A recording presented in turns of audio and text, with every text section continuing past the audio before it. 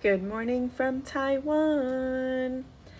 Okay, so first things first, gotta check on my laundry, make sure that it's all dry. Looks like it's not, so it's gonna stay out here.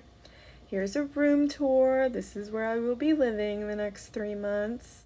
Now follow me to Da'an Park, where I will go for my first run in Taiwan.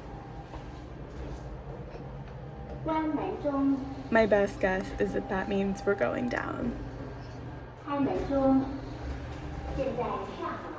feel like I've just ignored her for the most part, so I don't really know what she says when I leave the elevator, but now we're leaving my apartment, and this is the street of Taiwan. Now we're walking down our first alley toward the park. Now we're walking down a brighter street toward the park, and you can see people on their bikes and walking. Now we're walking on another street, and there are more views. Now we've made it to Da'an Park, and this is my first time at this park. Let me show you the sign. There's the sign, and it looks beautiful, and it's got a little running trail, so I'm gonna go ahead and start my watch for my run. I saw a bunch of people doing Tai Chi, kids enjoying the outdoors, and a bunch of pretty flowers. But the funniest thing I probably saw was this sign which says things like no washing, no gambling, no hanging out clothes to dry, no bird feeding, and no boat rowing. Then on my way home from the park, I stopped to film these billion trillion motorcycles and scooters that were driving by to show you how popular it is for these to be ridden in Taiwan. Now I'm back home, and this is basically how you open my door.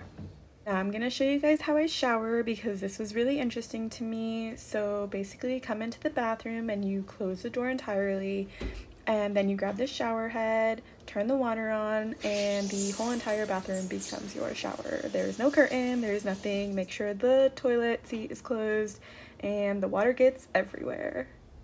Breakfast time, cereal and strawberries edition.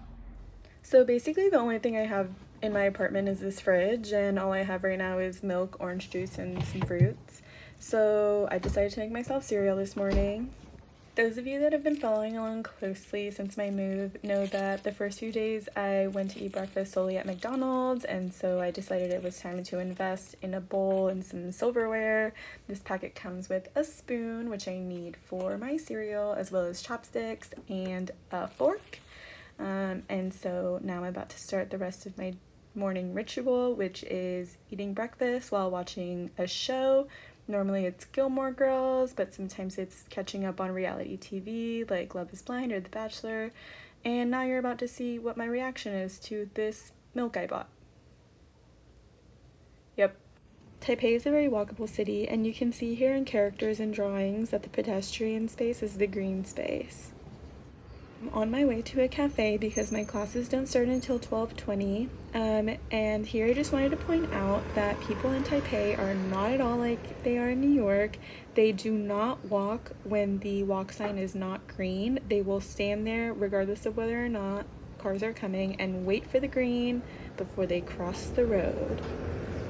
Waving at y'all from this tiny mirror. Hi! Came to this cafe called cat.jpg this morning because I heard it had a really good mango smoothie. It's also supposed to have cats roaming around, but I didn't see any.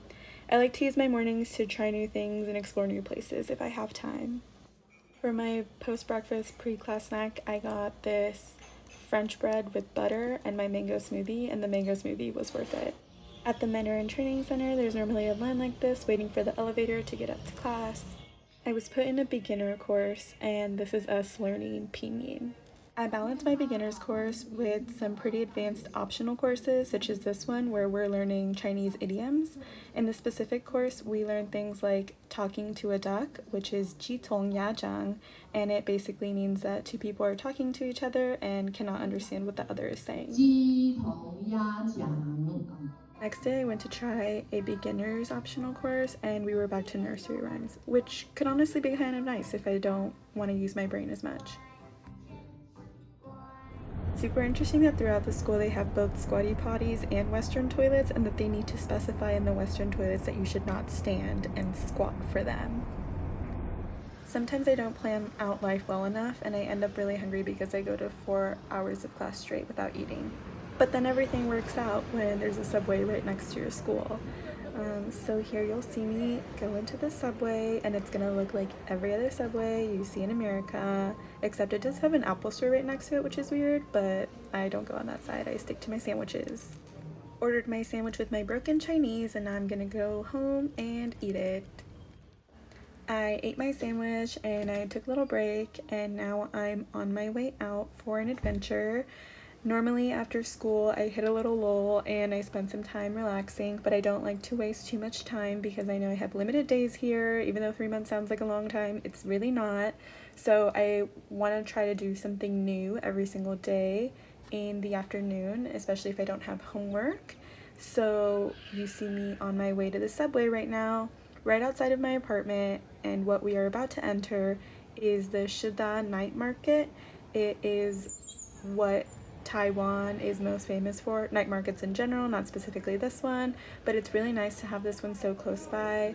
As you can see, it's already starting to get a little crowded, and it only gets more crowded at night and on the weekends when everything is fully open and everyone is hungry and wanting to try all these new things and shop at all these cute little stores.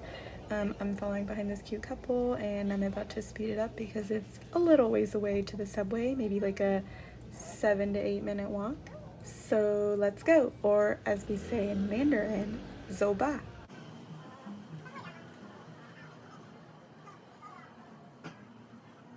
So I actually decided to slow it back down because if you look to the right, there's a 7-Eleven. These are actually super popular. A lot of people eat at the 7-Elevens. They get food that's already made there, or they buy noodles and use the microwaves in the 7-Eleven to eat there for lunch or a small meal after school. They also drink there. You can buy alcohol and just drink it at the tables in the 7-Eleven. So it's actually quite the popular hangout spot. And here's just another example of people being patient and waiting for the crosswalk sign to change before they start walking across the street, even though no cars are coming. So now I'm in the subway, and I'm going to use this monthly card I paid for to get in.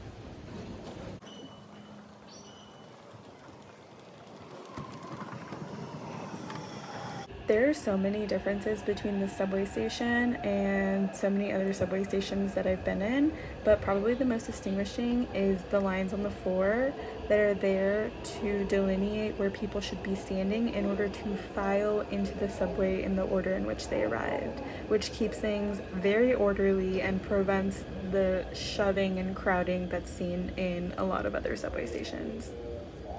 There are also non-faded handy dandy maps to show you where you're going. I missed the last train, so I'm first in line for this one, and the first thing you notice when you walk into a car is that it's relatively quiet. There's no eating, no drinking, and basically all the rules of the subway are strictly abided by.